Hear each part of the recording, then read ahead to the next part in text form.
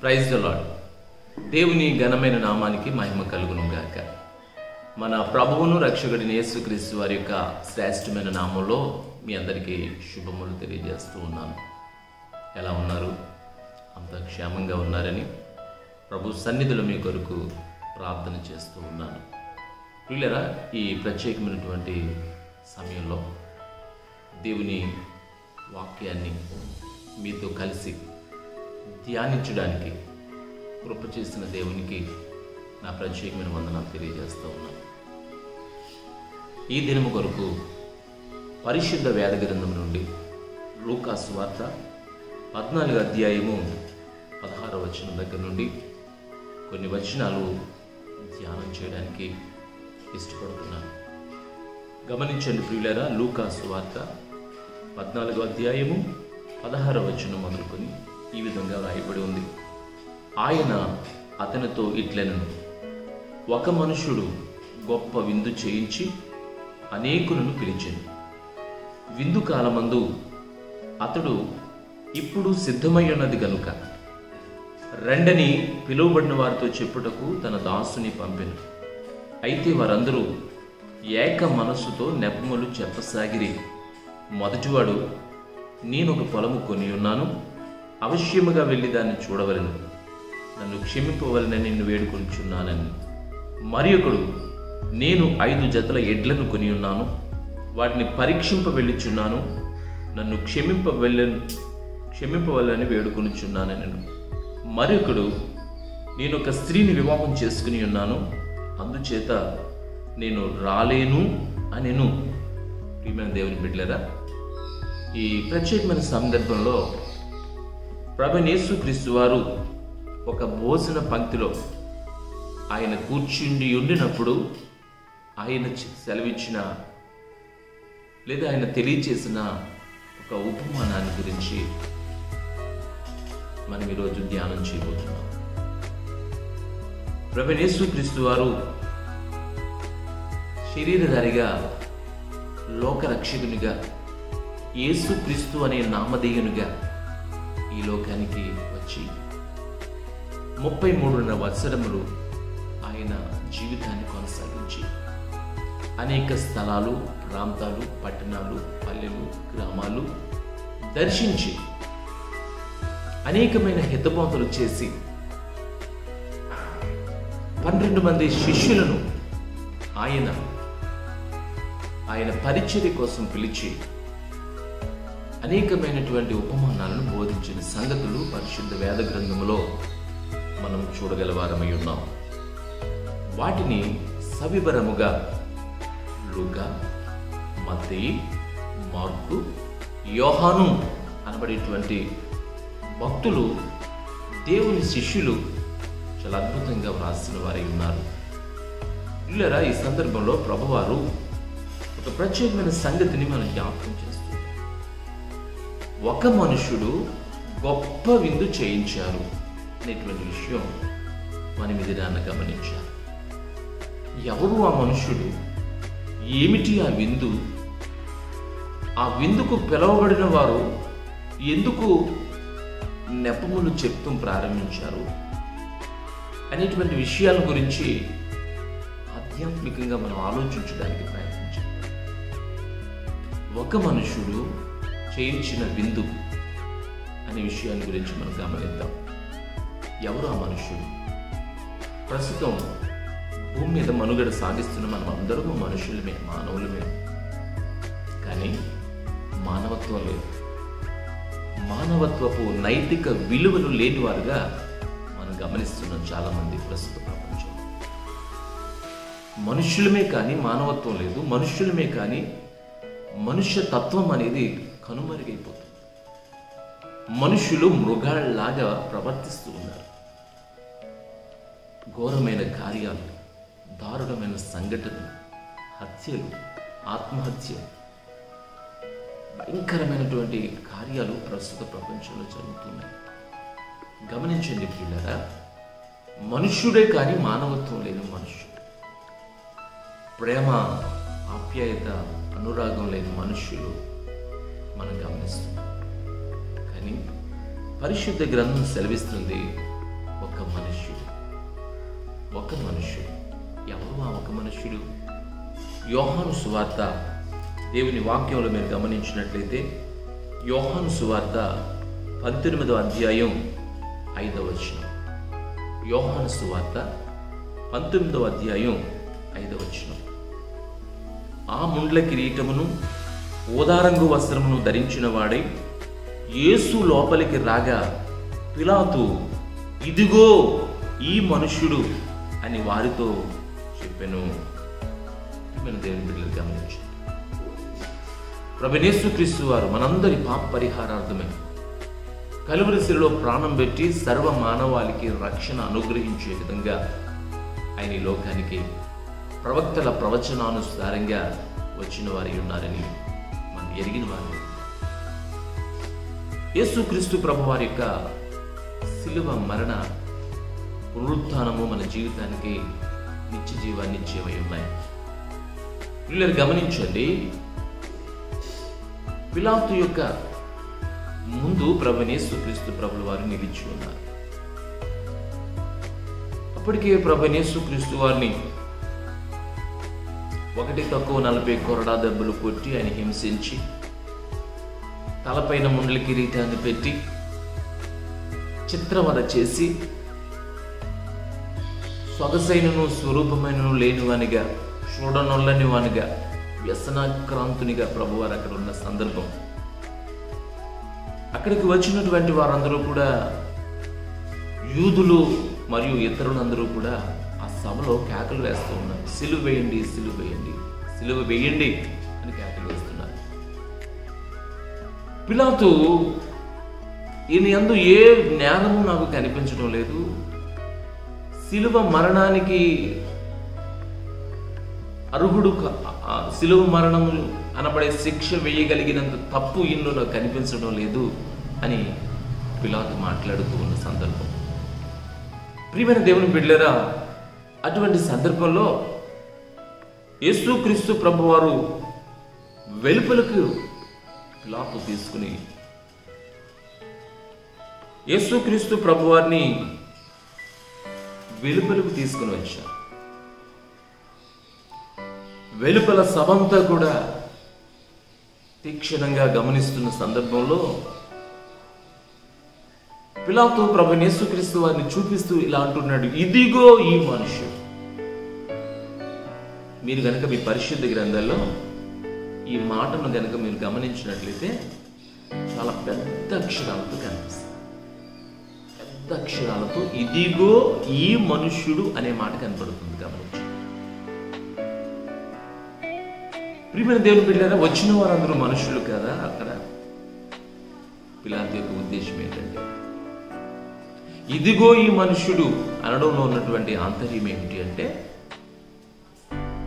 ఏ నేరము చేయకపోయినా, ఏ పాపము చేయకపోయినా అన్యాయంగా అమానుష్యంగా సిలువ వేయండి అంటున్నారే, మీరు మనుష్యులు కాదు, మీలో మానవత్వం లేదు. ఏ నేరము చేయకపోయినా తల వంచుకొని సిలువ మరణానికి ఇష్టపడుతున్నాడే, ఇదిగో ఈ మనుష్యుడు. మీరు కాదు మనుష్యులు, మీలో లేదు మానవత్వం, ప్రేమ, ఈయన మనుష్యుడు అని మాట్లాడుతూ ఉన్నాడు దేవుని బిడ్డ. ఈ మనుష్యుడు ఎవరు? మన ప్రభువైన యేసయ్య.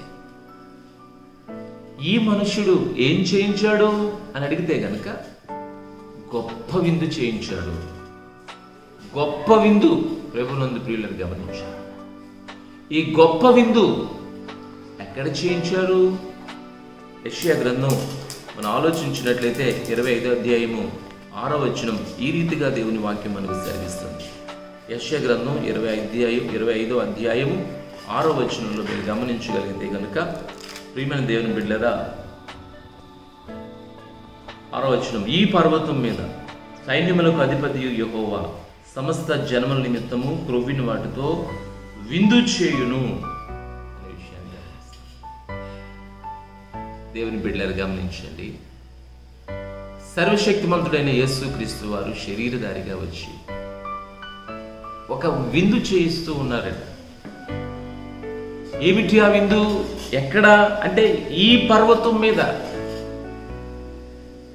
గొల్గొతా పర్వతం మీద ప్రభువైన యేసుక్రీస్తు వారు గొప్ప విందు చేస్తూ ఉన్నారు. ఆయనే మన కొరకు విందుగా మార్చబడ్డారు. మనందరి కొరకు, మనందరి రక్షణ కొరకు ఆయన సిలువలో ప్రాణం పెట్టి రక్తం కార్చి కపాలమనబడి గొల్గొతా పర్వతం మీద ఆయన మనందరి పాపల కోసం మరిగారు. ఆలోచించేద్దాం దేవుని బిడ్డలారా, ఒక మనుష్యుడు చేయించిన గొప్ప విందు రక్షణ విందు. రక్షణ విందు. ఆ విందులోనికి ఆయన సన్నిధికి నిన్ను ఆ ప్రభువారు ఆహ్వానిస్తాడు. ఈ విందు గొప్ప విందు అని దేవుని లేఖనం సెలవిస్తుంది. కనుక దేవుని బిడ్డలారా, ఈ గొప్ప విందులోనికి ప్రభువైన యేసుక్రీస్తు వారు ఆహ్వానిస్తూ ఉన్నారు. ఏ రీతిగా అని అడిగితే గనక దేవుని వాక్యం ఈ రీతిగా సెలవిస్తుంది, తన దాసులను పంపి గొప్ప విందు సిద్ధం చేశాను, నా ప్రాణాన్ని క్రయధనముగా సమర్పించి నా రక్తాన్ని దారులుగా చిందించి గొల్గొతా కొండ మీద నా శరీరాన్ని, నా రక్తాన్ని మీకోసం దారపోసి మీకోసం గొప్ప విందు సిద్ధం చేసి ఉంచాను. ఆ రక్షణ విందులోనికి రండి అని చెప్పడానికి ఆయన తన దాసులను పంపిన. ఎవరు ఆ దాసులు? ఈరోజు దేవుని వాక్యం బోధిస్తున్నాను, ప్రకటిస్తున్నాను. నేను అనేకమైనటువంటి ప్రవక్తలను, సేవకులను, స్వార్థికులను దేవుడు ఈ లోకానికి పంపించు. ఎందుకు అని అడిగితే, ఆయన సిద్ధము చేసిన గొప్ప విందు అనబడే రక్షణ విందులోనికి రండి,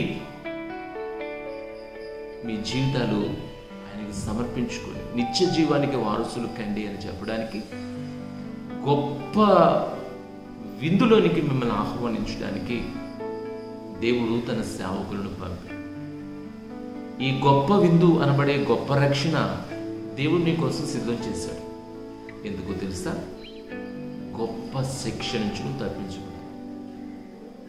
ఆ శిక్షకు నువ్వు గురి కాకూడదని ఆయన నిన్ను ఆహ్వానిస్తున్నాడు. పిల్లల దేవుని సేవకులను దేవుడు ఏర్పాటు చేసుకుని, ఆయన పిలుచుకుని, ఆయన ప్రవక్తలను పంపి తన ప్రజలను దేవుడు ఆహ్వానిస్తున్నాడు. ఈరోజు ఆహ్వానాన్ని నువ్వు అంగీకరించగలుగుతావా? ఇలా ఆహ్వానిస్తున్నటువంటి దేవుని దాసులకు నెపములు చెప్పేవారుగా కొంతమంది ఉన్నారని ఇక్కడ వాక్యం సెలవిస్తుంది. ఎవరు వారు అని అడిగితే, అందులో మొదటివాడు, నేను ఒక పొలము కొని ఉన్నాను, అవశ్యముగా వెళ్ళి దాన్ని చూడవలెను, కాబట్టి నన్ను క్షమించవలను అని కోరుతున్నాడు. మొదటి ఏమండి, ఎవరైనా పొలం కొన్నాక పొలాన్ని చూసుకుంటారా? ముందుగానే చూసుకుని పొలం కొనుక్కుంటారా? ముందే పొలాన్ని చూసి, దాని సరిహద్దులు చూసి, అది ఏ విధమైన పంట పండుతుంది అనే విషయాన్ని గుర్తించి తర్వాత ఆ పొలాన్ని కొనుగోలు చేస్తారు. కానీ ఇక్కడ ఇతడు చెప్పేటువంటి ఈ పొలము ఏ విధంగా ఉందంటే, పొలం కొనేసుకున్నాను, రిజిస్ట్రేషన్ కూడా అయిపోయింది, నేను ఇప్పుడు వెళ్ళి చూసుకోవాలని చెప్తున్నాను. రేపు దేవుని బిడ్డలు గమనించండి. ఏమిటి పొలం అని అడిగితే దేవుని వాక్యం ఈ రీతిగా సెలవిస్తుంది. మత్తయి సువార్త 13:38. పొలము అనగా లోకము. లోకము అంటే ఇందులో మొదటి వ్యక్తి ఏమంటున్నాడంటే, నేను పొలము కొని ఉన్నాను అంటే నేను పొలంలో ఉన్నాను అంటే దాని అర్థం నేను లోకంలో ఉన్నాను. నేను లోకంలో ఉన్నాను, లోకాశల మధ్యలో ఉన్నాను, లోకుల మధ్యలో ఉన్నాను, సాంప్రదాయాల మధ్యలో ఉన్నాను, కులకట్లు మతకట్ల మధ్యలో నేను ఉన్నాను. కాబట్టి నేను రాలేను, నేను ఆ గొప్ప విందులోనికి రాలేను, ఆ రక్షణ విందులోనికి నేను రాలేను, నన్ను క్షమించండి అని కోరుకుంటున్నాడు దేవుని బిడ్డలు. గమనించి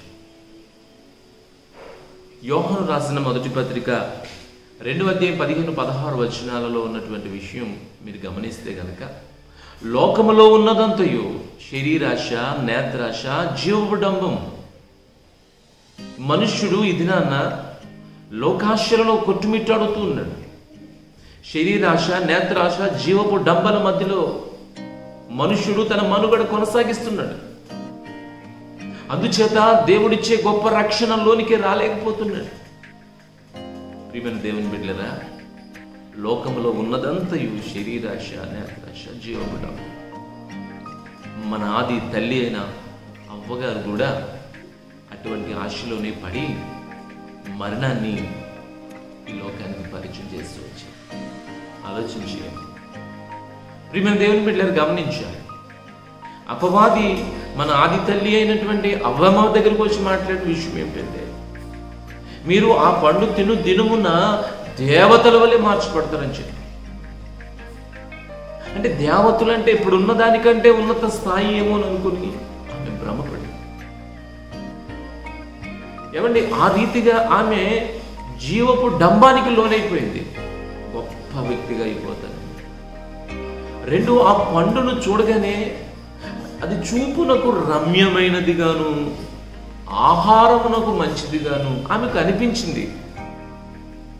ఈ సందర్భంలో మీరు గమనించినట్లయితే 3 ఆశలు అపవాది అవ్వమ్మలో రేకెత్తించింది. 1, శరీరాశ, ఆహారమునకు మంచిగా ఉంటుంది అనుకుంది. 2, నేత్రాశ, చూపునకు రమ్యమైనదిగా ఉందని.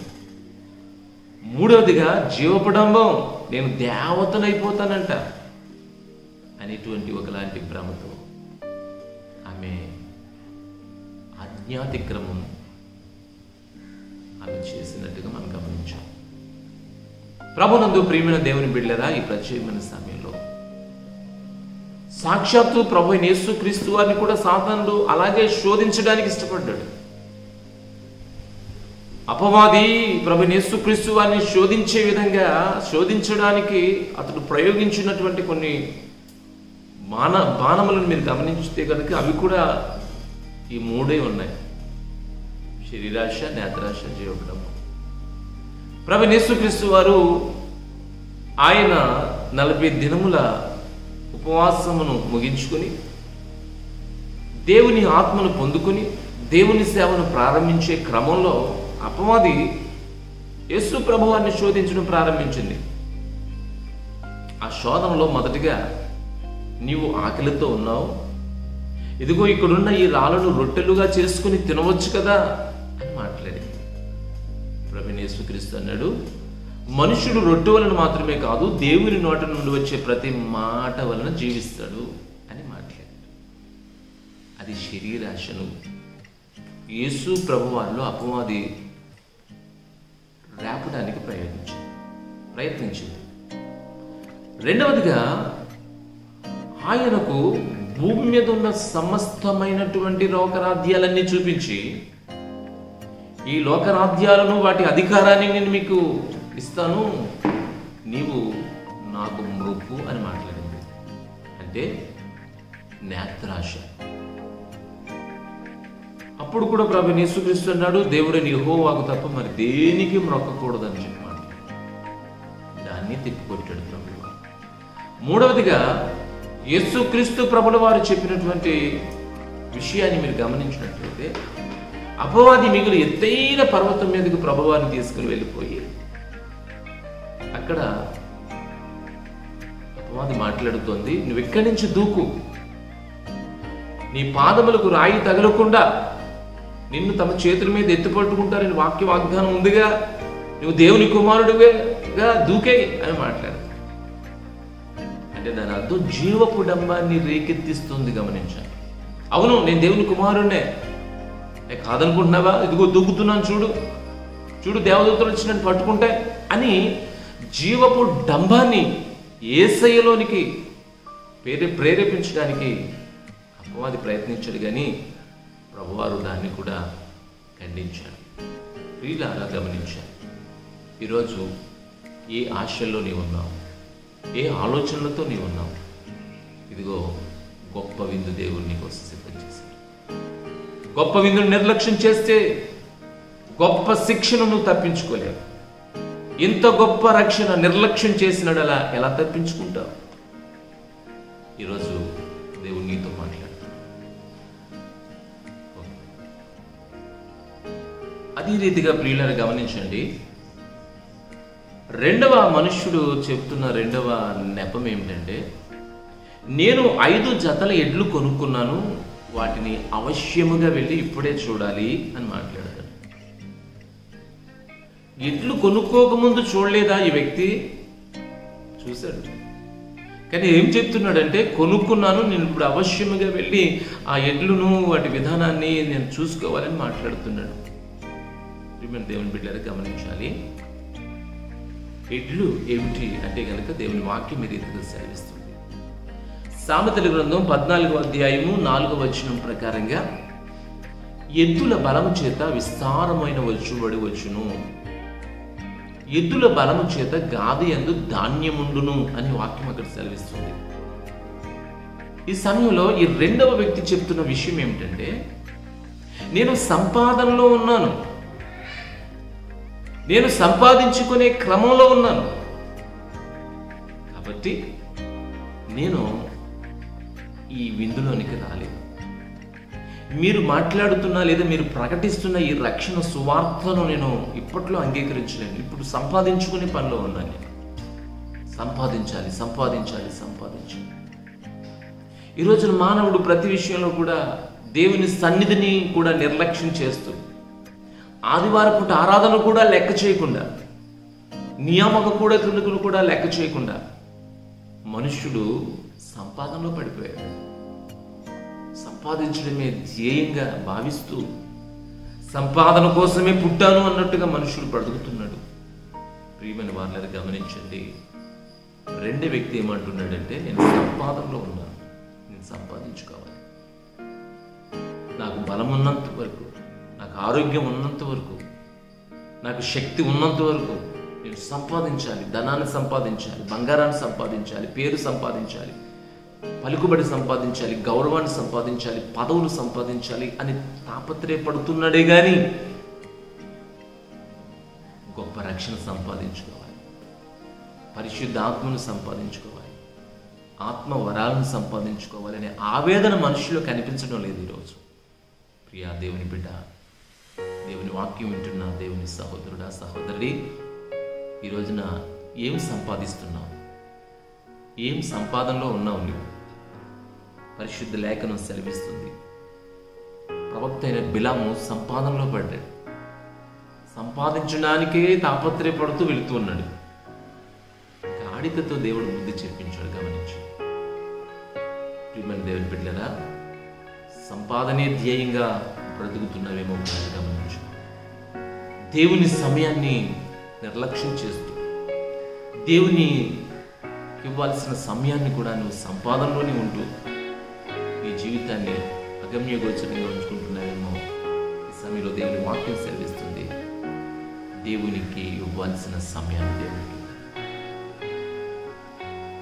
దేవుని యొక్క రక్షణ సంపాదించుకోండి, దేవుడిచ్చినటువంటి కృపను మీరు సంపాదించుకోండి. కనుక ప్రియమైన దేవుని బిడ్డలారా, రెండో వ్యక్తి నేను సంపాదనలో ఉన్నాను కాబట్టి నేను ఆ విందులోనికి రావాలని చెప్పి, మూడో వ్యక్తి గురించి నేను మాట్లాడుతున్నాను. గమనించండి పిల్లరా, మూడో వ్యక్తి ఏమన్నంటే, నేను ఒక స్త్రీని వివాహం చేసుకున్నాను కాబట్టి నేను ఇప్పట్లోనే ఆ విందులోనికి రాలేని చెప్పాను. పరిశుద్ధ వేద గ్రంథమైన దేవుని వాక్యం ఈ రీతిగా సెలవిస్తుంది. ప్రియమైన దేవుని బిడ్డలారా, కొరింథీయులకు రాసిన మొదటి పత్రిక 7వ అధ్యాయం 33 మరియు 34 వచనాలు ఈ విధంగా సెలవిస్తున్నాయి. వివాహమైనటువంటి వాడు తన భార్యను ఎలాగూ సంతోషపెట్టాలి అని ఆలోచిస్తూ ఉన్నాడు. వివాహమైనటువంటి స్త్రీ తన భర్తను ఎలా సంతోషపెట్టాలి అని ఆలోచిస్తూనే ఉంది అని వాక్యం సెలవిస్తుంది. అంటే ఈ మూడో వ్యక్తి ఏమంటున్నాడు అంటే, సంసారపు సాగరంలో ఉన్నాను నేను, సంసారపు బాధలు నాకు ఎక్కువగా ఉన్నాయి, నా భార్యను సంతోషపెట్టాలి, నాకు పెట్టుబోయే బిడ్డల యొక్క భవిష్యత్తు గురించి నేను ఆలోచించాలి, వారిని సంతోషపెట్టాలి, వీరిని సంతోషపెట్టాలి అని ఆలోచిస్తున్నాడే కానీ సర్వ సృష్టికి ఆధారభూతుడై ఉన్నటువంటి దేవాది దేవుని సంతోషపెట్టాలనే ఆలోచన లేదు. దేవునిని సంతోషపెట్టాలనే ఆవేదన మనుషుల్లో కనిపించడం లేదు. దేవుని బిడ్డ, ఈరోజు నువ్వు ఎవరిని సంతోషపెడుతున్నావు? మానవులను సంతోషపెట్టి దేవునికి దూరం అవుతావా? దేవుణ్ణి సంతోషపెట్టి మనిషికి దూరం అవుతావో అది నీ చేతిలోనే ఉంది. నిత్య జీవ ప్రదాత అయిన యేసుక్రీస్తు ప్రభుల వారి యొక్క మాటను ఒకవేళ నువ్వు నిర్లక్ష్యం చేస్తున్నావు, ఆయన చిత్తాన్ని నీ జీవితంలో నెరవేర్చి నువ్వు ఆయన సంతోషపెట్టే బిడ్డగా ఉండాలని దేవుని సేవకునిగా నేను మీకు ఈ విషయాలు తెలియజేస్తాను. కాబట్టి ఈ మంచి సమయంలో ప్రియమైన దేవుని బిడ్డలారా, ఆ గొప్ప విందు యేసుక్రీస్తు నీకు నా కొరకు ఆయన విలువైన రక్తాన్ని, ప్రాణాన్ని అర్పించి మన కొరకు గొప్ప విందు చేయించాడు. అది రక్షణ విందు. ఆ విందులోనికి ఆయన నిన్ను ఆహ్వానిస్తుంది. సమయం చాలా సంకుచితంగా ఉంది దేవుని బిడ్డ. పరిస్థితులు చాలా దారుణంగా ఉన్నాయి. ఏ క్షణానికి ఏ ఆపద ముంచుకొస్తుందో మనకు తెలియదు. దేవుడిచ్చిన సమయాన్ని సద్వినియోగం చేసుకో. దేవుడు హెచ్చరిస్తున్నాడు. భయంకరమైన తెగుళ్ళ ద్వారా, వైరస్ల ద్వారా, భూకంపాలు, యుద్ధ సమాచారాలు తెలియజేస్తూ మనం హెచ్చరిస్తున్నాడు. ఆయన రాకడ సమీపంగా ఉందని.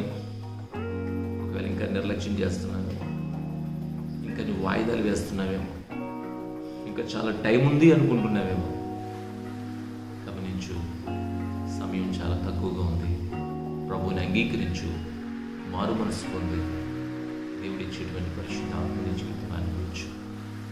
ఇప్పటికే ఒకవేళ మారు మనసు పొంది రక్షించబడిన అనుభవంలో ఉంటే దేవుని యొక్క రాకడకు నువ్వు సిద్ధపడే విధంగా దేవుని లేఖనాన్ని పరిశోధించి దేవుని చిత్తానుసారంగా నువ్వు జీవించి దేవుని యొక్క రాకడలో ఎత్తబడగలిగినటువంటి సంఘముగా మనం ఉండాలని కోరుతూ ఈ నా మాటలు వినిపిస్తున్నాను. దేవుడు మిమ్మల్ని దీవించును కాక.